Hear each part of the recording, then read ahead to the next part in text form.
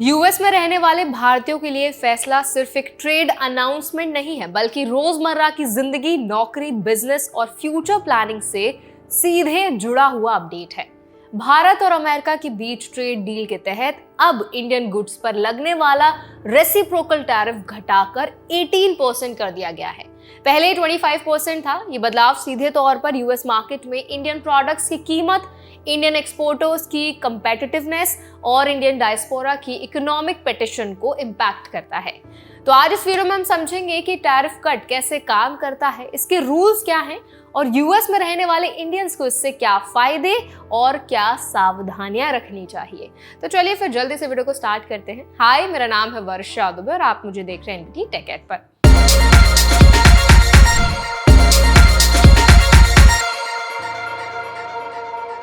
ये फैसला उस बातचीत के बाद सामने आया जिसमें प्रधानमंत्री नरेंद्र मोदी और अमेरिकी राष्ट्रपति डोनाल्ड ट्रंप ने सीधे फोन पर बात की।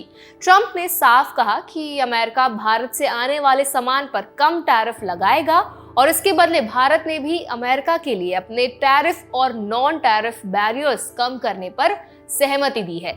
इसका मतलब है कि दोनों देशों के बीच व्यापार अब कम कॉस्ट और कम रुकावटों के साथ आगे बढ़ेगा। यही ट्रेड फेलिसिटेशन असल में इस डील का कोर है। अब सबसे पहले समझते हैं कि टैरिफ कम होने का मतलब क्या होता है। तो देखिए, जब कोई इंडियन प्रोडक्ट अमेरिका पहुंचता है तो उस पर इंपोर्ट ड्यूटी लगती है।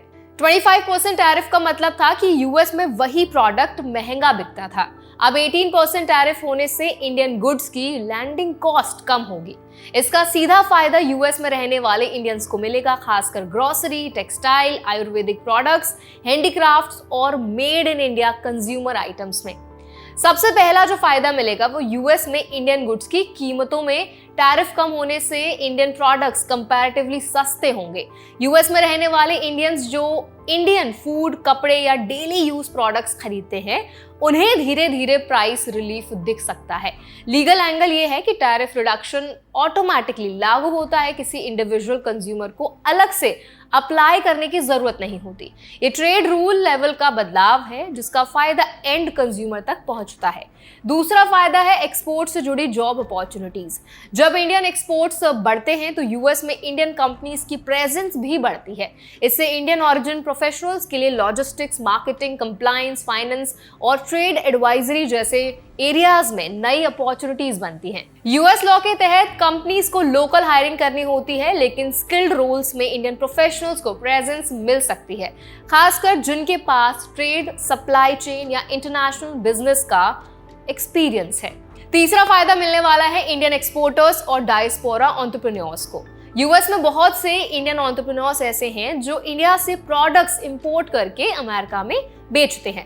टैरिफ कम होने से उनका मार्जिन बेहतर होगा। इसका मतलब है कि स्मॉल इंडियन ओन्ड बिजनेसेस को सर्वाइव और एक्सपैंड करने में मदद मिलेगी।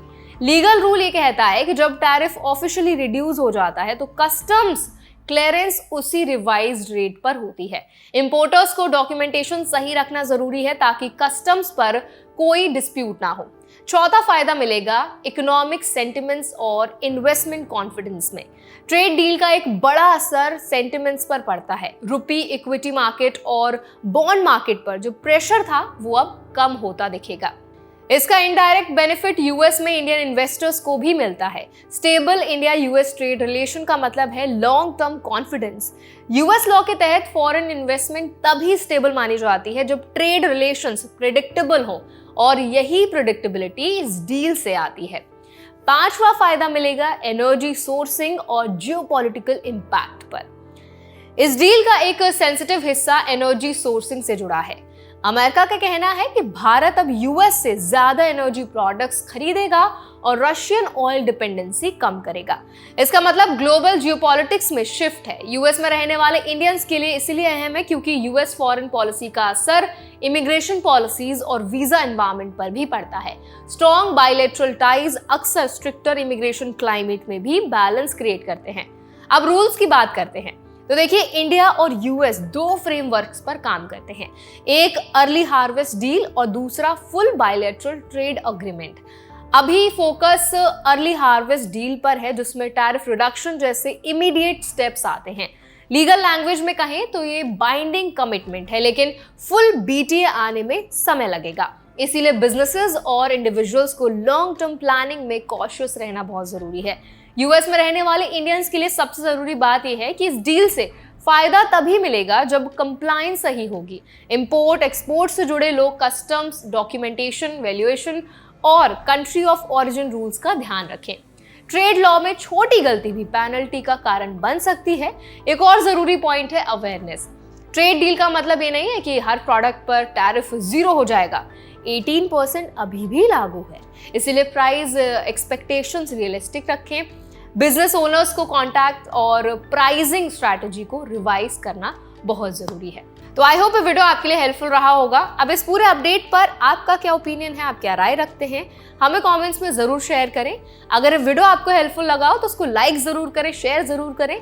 ऐसे और भी अपडेट्स के लिए, वीडियोस के लिए, इन्फॉर्मेशन के लिए हमारे चैनल NBT Tech Ed को भी जरूर सब्सक्राइब करें।